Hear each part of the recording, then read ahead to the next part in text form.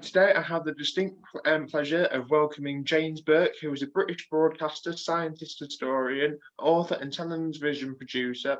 He was one of the main presenters of the BBC One television series Tomorrow's World, alongside Cliff Mitchell-Moore and Patrick Moore from 1965 to 1971, and created and presented the popular television series Connections in 1978. So it's a real pleasure to welcome you today, James. Thank you. So I was just wondering if I could start at, so where did your education begin? So how did you find out you wanted to pursue a career in TV? I didn't. I mean, I went to school like everybody else. I happened to go to one of those old Elizabethan grammar schools in Maidstone in Kent. I think the school was founded around about 1540 something, and it was extremely academic.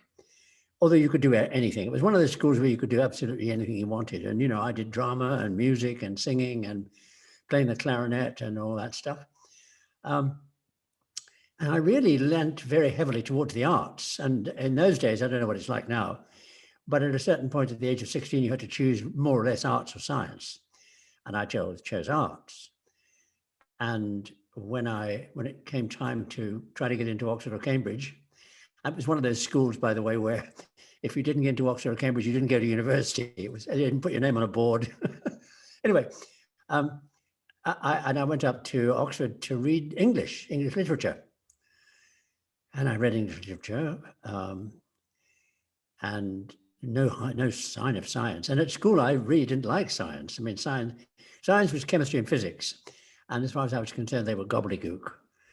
And it was partly me and partly the teachers, I suppose, whereas I very much enjoyed the arts subject. So at that stage, I had no intention whatsoever of going into science or indeed history, which is what I ended doing. So I know, having reviewed and done a bit of research behind you, I know you've got an MA and BA honours in English literature and language, and you would go to Rome.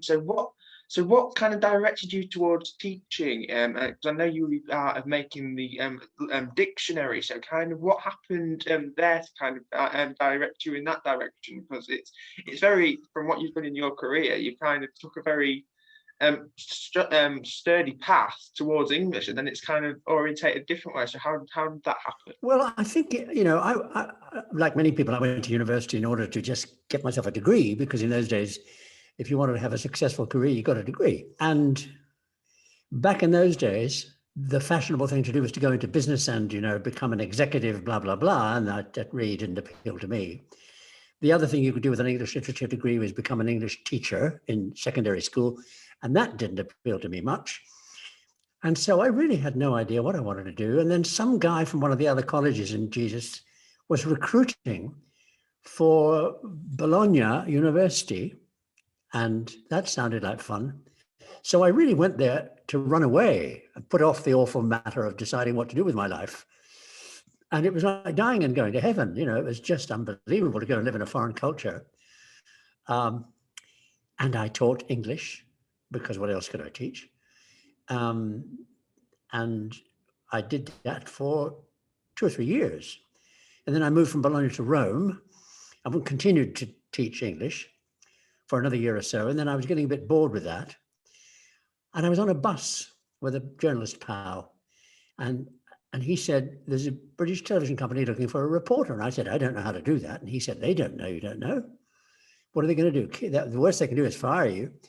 So I said, well, if the bus stops, I'll go and make an appointment. And the bus stopped and I made an appointment and I went along, got the job. So I found myself in television, which was really like talking to students in a classroom, except you had a camera between you and the invisible students out there. And I was used to projecting myself, because that's what you do. The only problem then was, could I do the job? And I said to this Italian film crew, I have no idea how to do this. And they said, it's easy, we'll teach you. And our first film we made together, the English turned up to see how I was doing and said, well, we like the way you brief your crew. What they didn't know was the crew was briefing me. They were saying, well, we go from this lens to that lens, because when you edit, you can't go this way to that way. And I learned everything I know about television from that film crew. In that 1 year I worked with them. They taught me everything they knew. Found myself in a program called Tomorrow's World, which was about technology. And the reason it was possible for somebody like me, or anybody like me with my background, to do that kind of program is because the BBC deliberately chose humanities graduates on the basis that if we understood something in science, anybody would. And you spent your entire life saying to very eminent scientists, let me just tell you what I want to say about this, and could you tell me if I've got it right? And they would wince and say, well, we wouldn't say it like that, but yes, essentially you're right. So it was a constant learning curve. So I know, kind of moving on, you've talked about tomorrow's world. So I know you've talked about getting. So what was it like when you first kind of got into tomorrow's? What was the environment like? Because I know that it was a very, like you say, very arts and creative design based. So how did it kind of not? I don't want to say swoop, but how did during the 60s when the programs such as NASA were developing? How was that changing the program for you behind the scenes for you and the likes of Cliff Mitchell Moore and then Patrick Moore as well? Well, now there's a difference here. You're talking, I think, about the space program, because I did Yes. that. See, I did the space program, the landings on the moon, because I was on Tomorrow's World, and the BBC reckoned that somebody on Tomorrow's World ought to know a bit about technology, which I suppose we did, all of us, humanities people, because I'd been making programs about science and technology for 4 years when the Apollo missions came along. And my boss said to his bosses, there's a fellow called Burke on the program, and he's written the book, I mean, he knows it backwards. And I said, I don't know anything. And he said, I know you don't know, but you're going to find out. So I contacted NASA and said, send every book you've got. And I spent 6 months reading everything I could get my hands on. So I was ready for it when it happened. And really, basically, those programs, as one of the astronauts said to me once, he said, it's like minutes and seconds, that's all it is. The flight plans for each program were detailed down to the second. I mean, so there were great books like that, which the poor guys up there had to follow. Yeah. And each line said, the command module pilot does this right now, and the lunar module pilot's doing that. So all you had to do is watch this stuff. You had to know the jargon. That was mainly it, because if they said, I'm going to move the LR cubed, you had to know what he was talking about. So that was what the background reading was about. But most of it was really like a football match. I mean, the camera, if there was a camera, was pointing at them doing whatever they were doing, and you had to interpret, that was a right cross and then going for the net or the lunar equivalent. No, I know for the program you would be the main presenter to cover the Apollo 11 landing. So what was Yeah. the experience like of covering that? Because you were the main presenter and people recognised you for Yeah. the whole generation of that. So what do you remember of that era and picking up on little things? So you were watching it just like anybody, but you were detailing it to an audience. So how did that change for you watching something developing Yes. in the world and seeing it Yeah. as a commentator? The most important thing during every single Apollo mission, landing on the moon or not, was knowing when to keep your mouth shut. Because the biggest crime you could commit was to talk when an astronaut was talking. And audiences used to write hate mail, what are you doing? I'm not here to listen to you.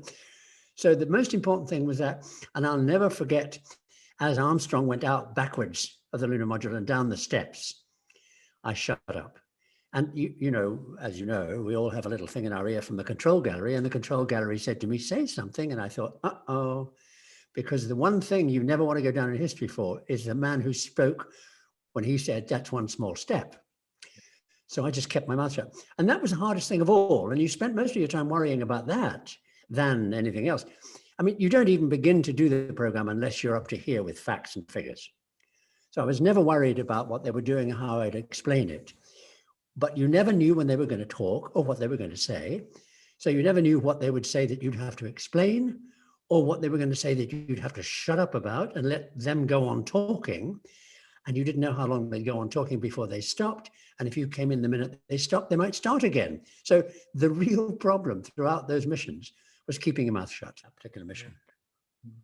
Can you talk about that mission from actually being there? Because where were you when you actually found out there'd been an explosion? And I what?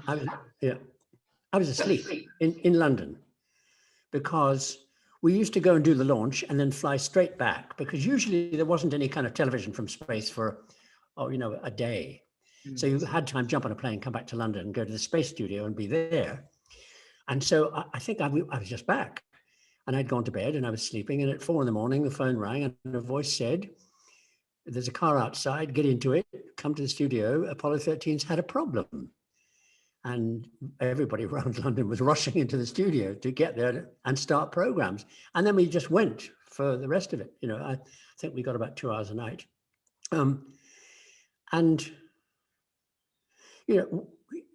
because of the preparation for the programs, you knew what could go wrong. This one I didn't know, and I'd never heard of it. And most journalists I know didn't. That particular tank had been dropped while it was being processed, and something had gone loose, and that's why it happened. Nonetheless, it sort of didn't matter why. What mattered was that it was happening, and they might die. And you just try hard not to panic. Unlike all other space programs, it wasn't a matter of following the flight plan, because there was no flight plan for this. Like all the others, you had to listen very carefully to what they were saying and then explain it, because in this particular case, what they were saying was how they thought they could stay alive. So it was, I suppose, the biggest understatement of my life was guarded optimism, and at all times, every time you opened your mouth, you had to make sure they weren't talking. And you kind of touched on to the question you kind of already answered. So, with connections, you would show the relevance, because I was watching just beforehand, Faith in Numbers, which is an old episode from Connections. So, This is one, yeah. yeah. So, what was it like to actually film that, and what was the relevance in showing connections? Because I know that and links into your knowledge web, which you're creating, and we'll have a new series of connections coming out next year, hopefully. Maybe. Maybe, yeah. So, kind of, you show the relevance of how things interconnect. So, what was that telling audiences, and what were you trying to put through to audiences? When it was time to sit down and think about what I would like to do, as this long series the BBC had offered, it occurred to me that I had spent already 15 years in science and technology doing dots, but not joining them up. And looking at programs that were wonderful programs and marvelous programs done by me and others that never joined up the dots. There'd be a program about some aspect of technology, and it would be brilliantly done, blah, blah, blah, and you'd watch it and it'd be on the horizon or whatever, and that's that. The social meaning of that technology was almost never touched on. And, that wasn't the brief. And I thought it was time maybe to do that kind of thing. So really what I started doing was thinking about how various aspects of science and technology connect with people. That was the whole point. That was why it was called Connections. Two things: A, connect with people, and B, connect with each other in terms of disciplines interacting. And the other reason it came out the way it did, a connective series, was because the best way to keep an audience is keep running cliffhangers. Keep doing stuff that makes the audience want you to tell them the answer, to tell them what comes next. And so what I did was kept on doing that. In other words, just a series of cliffhangers. And that's really the basis behind Connections. And then the next thing that occurred to me, of course, was one of the things that happened back then in the 1970s was that people began to recognize that science and technology were going faster than we can keep up. And so there was a need for some kind of understanding about how science and technology affect people's lives, not just how if I press this button, you'll see how it works, but how most unexpectedly science and technology do things. I mean, for a really obvious example, is in the late 19th century, the invention of the typewriter, which made office work easy. It was wonderful. It also brought women in from the kitchen to become typists, and it boosted the divorce rate. So an unusual link. And it, life is full of that. And it's nice to know something about it in advance, so you can be prepared for it if you're the husband who got divorced because she became a typist. And so that was another reason for doing Connections, to try and make people feel a way of looking at the technology around them to see what it was doing to them, as well as what the technology was just doing. And that's the purpose behind all my work ever since, really. Yeah. Yeah. So I kind of in the next two and a bit years, hopefully, there is talk from what I've seen of connections, because I know you're writing a new book, Connections 21, and there is a new series of connections scheduled. So what is the new book going to focus on, and what can an audience expect to see in the new connections? Well, if I tell you that, nobody will watch it or read it. Um, Basically, the series and the book are about the future. I've spent my life saying, how did we get to where we are? Here's the process of change that brought us to the world we live in now, with all its complexities. This one will say, where are we going next? And how do we know where we're going next? And so each program or chapter will end with an aspect of the future about which we should start to think very hard now, so that we're prepared for it when it hits us. That's all I'm going to say. That's fine. That's absolutely brilliant.